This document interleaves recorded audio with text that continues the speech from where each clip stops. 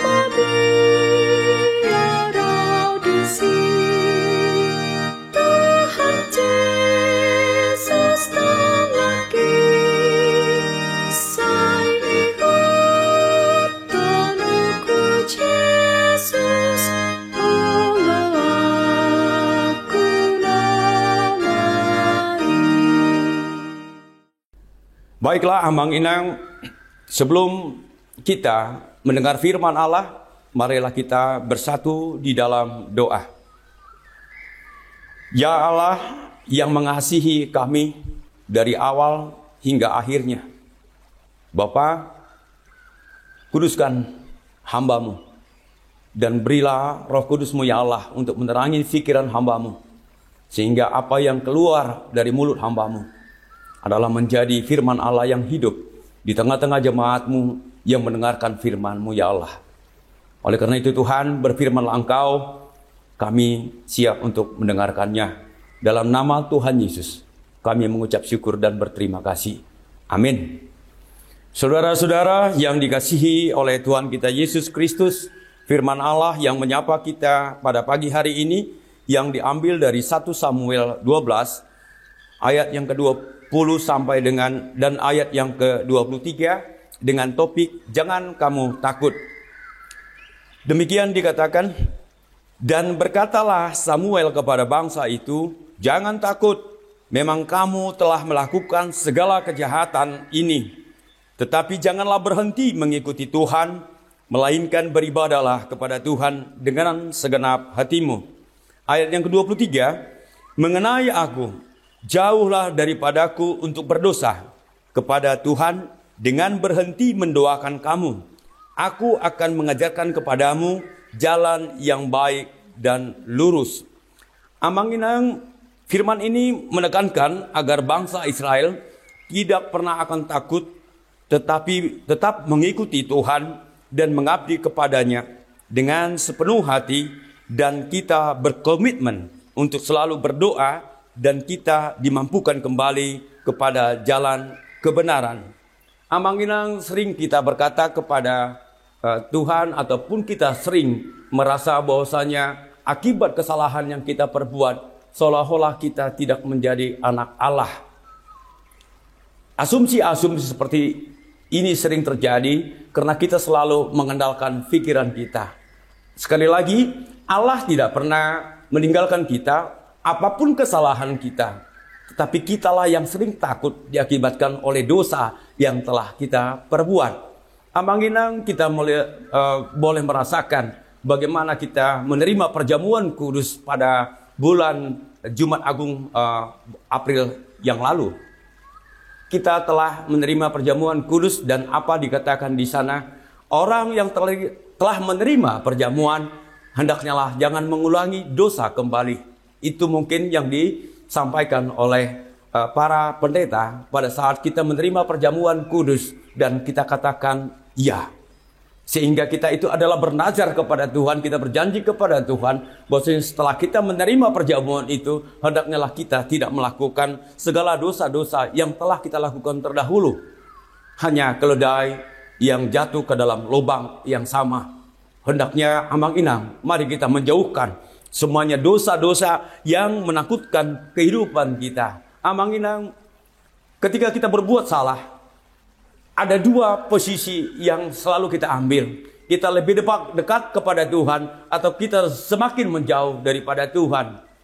Ini ada dua biasanya yang diambil oleh seseorang yang melakukan dosa. Karena apa? Pertama, dia akan menggunakan akal pikirannya, tidak menggunakan hati, dan dia tidak akan pernah menyesali perbuatannya. Orang-orang yang menyesali perbuatannya, dia tidak akan pernah akan berbuat dosa kembali. Amang-inang, kadangkala ketika dosa telah kita lakukan, kita menangis, dan menangis. Dan kemana kita kembali? Akan berdoa. Apakah kita menjauhkan diri kepada Tuhan? Jangan. Itu kita lakukan.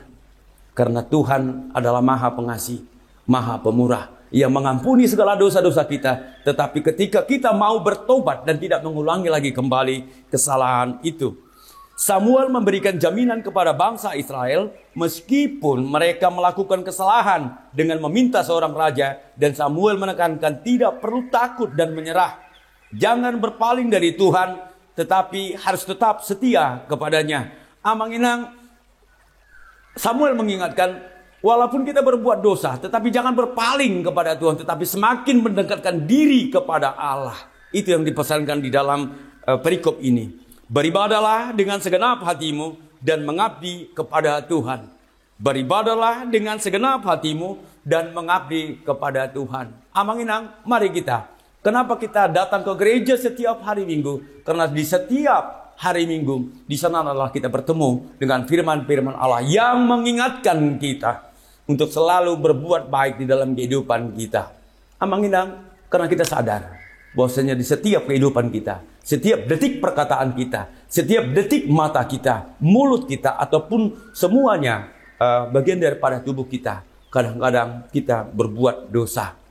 Amang-inang, jangan pernah berhenti untuk orang-orang yang membenci atau melakukan kesalahan, agar kebenaran akan terlihat dan terwujud.